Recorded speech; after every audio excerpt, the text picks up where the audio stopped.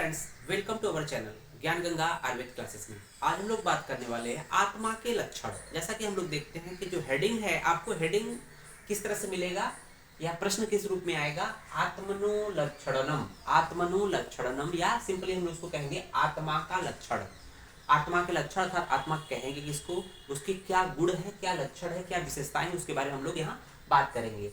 जैसा कि जानते हैं आत्मा, कहते हैं ना कि आत्मा के बिना कुछ जगत में चाहे सजीव हो निर्जीव, उसमें आत्मा की उपस्थिति होती ही होती है।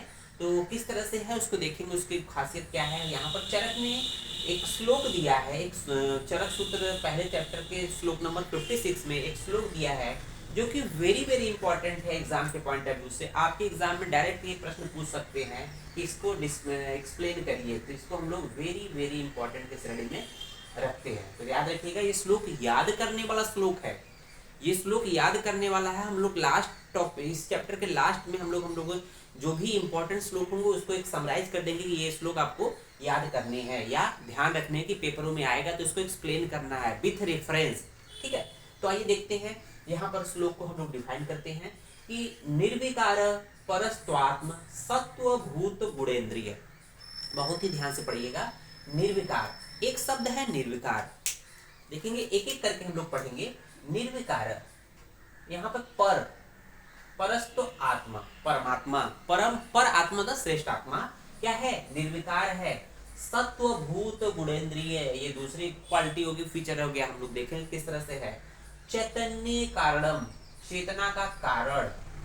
नित्यो, आत्मा को क्या बोला गया, नित्य बोला गया है।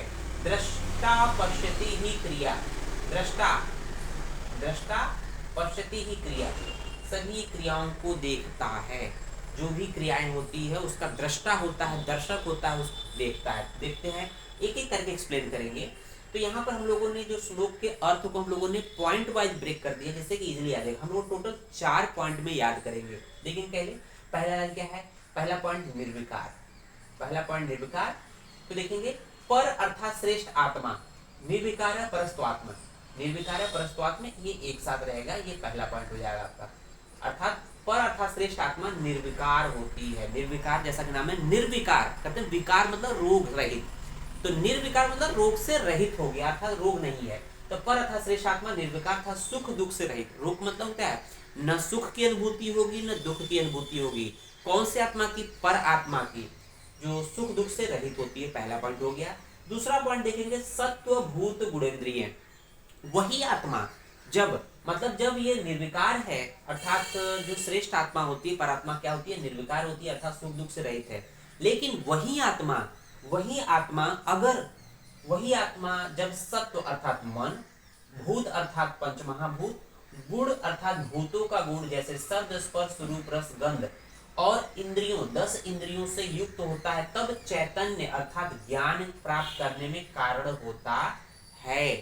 अगर वही आत्मा सत्वभूत गुण इंद्रियों से युक्त रहेगा तो क्या होगा, चैतन्य कारण, चेतना का कारण होता था। चेतना अर्थात सेंस को रिसीव करने का कारण होता है, ज्ञान प्राप्त करने का कारण होता है। तीसरा पॉइंट देखेंगे, वही आत्मा नित्य है। तो ये दूसरा पॉइंट हो गया, यहां से लेकर यहां तक। तीसरा पॉइंट ये हो गया नित्य वाला। तो वही आत्मा नित्य होता है। आत्मा नित्य कैसे है, इसका भी एग्जाम्पल हम लोग बताएंगे। और चौथा पॉइंट क्या है कि दृष्टा पश्यति ही क्रिया, दृष्टा पश्यति ही क्रिया, तो चौथा पॉइंट हो जाएगा। अर्थात वही आत्मा चराचर जगत का दर्शक है। तो दृष्टा मीन्स होता है दर्शक, इसको क्या बोलेंगे, दृष्टा दिया है श्लोक में ना, दृष्टा मीन्स होता है दर्शक। वही आत्मा चराचर जगत का दर्शक है और सभी क्रियाओं को देखता है। मीन्स दर्शक की तरह सिर्फ देखता है, उसमें इन्वॉल्व नहीं होता है। पश्यति ही क्रिया, सभी क्रियाओं को देखता है, अर्थात दर्शक है। ठीक है ना।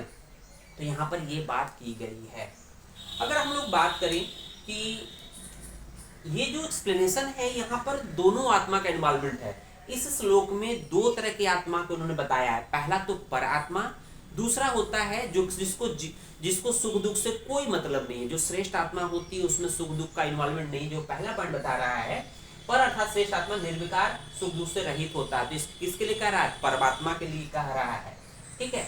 अब यहाँ पर देखेंगे, इसको एक्सप्लेन करेंगे कि इस श्लोक में परमात्मा और जीवात्मा दोनों आत्मा का बोधन आया है, दोनों आत्मा के लिए बोला गया है।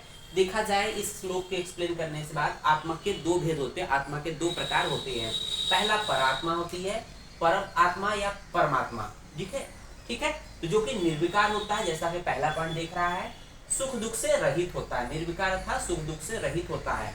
साथ ही साथ उसमें जो मानसिक दोष होते हैं, रज और तम से रहित, शांत रहती है, साथ ही साथ रज और तम से रहित होती है। तो ये दोनों पॉइंट परमात्मा, ये पहले पॉइंट को इंडिकेट करता है, ठीक है। अब देख रहे हैं दूसरा है जीवात्मा। जीवात्मा अर्थात कि जो आत्मा, जैसे हम लोग बोल रहे हैं तो आत्मा की उपस्थिति की वजह से बोल रहे हैं, तो वो जीवात्मा है। तो जीवात्मा क्या है? वही आत्मा अगर क्या होगा, मन सत्व भूत गुण इंद्रिय, मन भूत गुण और इंद्रियों से युक्त जब होता है तब अचेतन शरीर में चेतना उत्पन्न करता है, अचेतन शरीर में चेतना उत्पन्न करता है। इसका मतलब हम लोग के अंदर कौन सी आत्मा होती है? जीवात्मा होती है। जब ये जीवात्मा शरीर से बाहर निकल जाती है तो ये शरीर मृत हो जाता है। तो वही कह रहा है कि वही आत्मा जब मन भूत और इंद्रियों से युक्त होता है तो तब अचेतन शरीर में चेतना उत्पन्न करती है। ये पॉइंट इंडिकेट करता है ये सेकंड पॉइंट को, अर्थात ये जीवात्मा वाले को इंडिकेट करता है। ये जो सेकंड पॉइंट है ये जीवात्मा वाला है, जीवात्मा वाला इंडिकेट कर रहा है। उसको देखेंगे, नेक्स्ट पॉइंट है, जब जीवात्मा होगा तो इसका मतलब कि सुख दुख से युक्त होगा, इसमें सुख दुख का अनुभव होगा। तो इस तरह से बातें की गई है। आचार्य चरक, मतलब कि यहाँ पर कुछ बात की गई है, आत्मा के लक्षण आत्मा गुण की बात करते हैं। तो चरक ने आत्मा के 22 लक्षण या गुण की बात किया है, बताया है। आगे सारे स्थान में हम लोग आगे पढ़ेंगे, लेकिन आपको जानकारी के लिए जरूरी है। चरक ने आत्मा कितने गुण बताए हैं? 22। सुश्रुत ने आत्मा के 16 गुण बताए हैं। और प्रशस्त पाद एक तरह से कमेंट्री है, प्रशस्त पाद टीकाकार है, टीका है जो कि उसके आत्मा के 14 गुण बताए हैं। और न्याय दर्शन में आत्मा के 6 गुण बताए गए हैं। यहाँ पर बात आती है, एक पॉइंट है, आत्मा नित्य है।